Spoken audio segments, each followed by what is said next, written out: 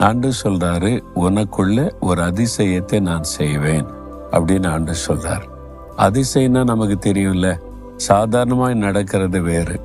இதெல்லாம் சாதாரண நடக்கிறதான்னு சொல்லுவோம்.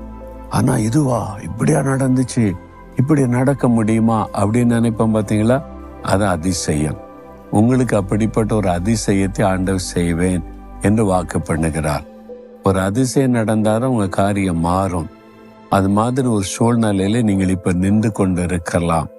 ஒரு அதிசயம் நடந்தாதாங்க என் வாழ்க்கையில இந்த காரியெல்லாம் மாற முடியும், இல்லாட்டினா அவ்வளவுதான் அப்படின்னு நினைக்கிறீங்களா?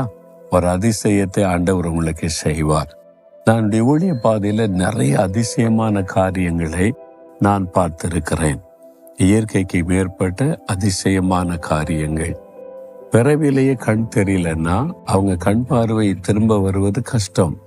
மருத்துவத்துறையில சொல்லுவாங்க, பிறவிலேயே கண் தெரியல, பிறக்கும் போதே குறைபாடு, அதை சரி பண்ண முடியாது என்று சொல்லி.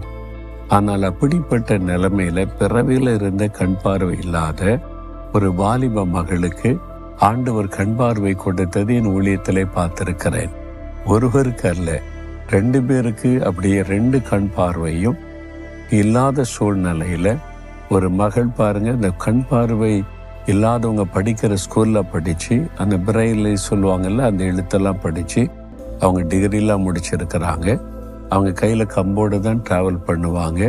ஒரு கூட்டத்தில் வந்து பங்கு பெற்று விசுவாசித்து தன் கண்ணில் கை வைத்து, இயேசுவே என் கண் பார்வை தாங்க, நீங்க உலகத்தில் லாபம் போது எத்தனை பேருக்கு அற்புதம் செய்திருக்கிறீங்களே, எனக்கு ஒரு அற்புதம் செய்யுங்கன்னு ஜெபிச்சாங்க. கண் பார்வை வந்து விட்டது.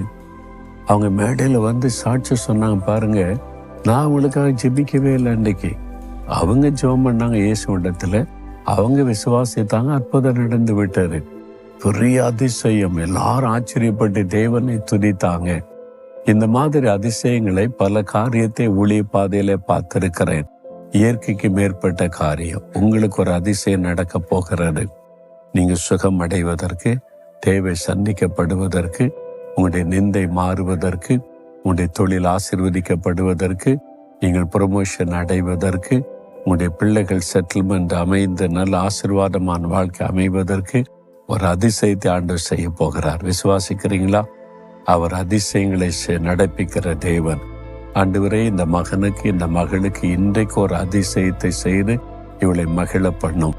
நீர் வாக்கு கொடுத்ததை நிறைவேற்றும். இயேசுவின் நாமத்தில் ஜெபிக்கிறேன். ஆமேன், ஆமேன்.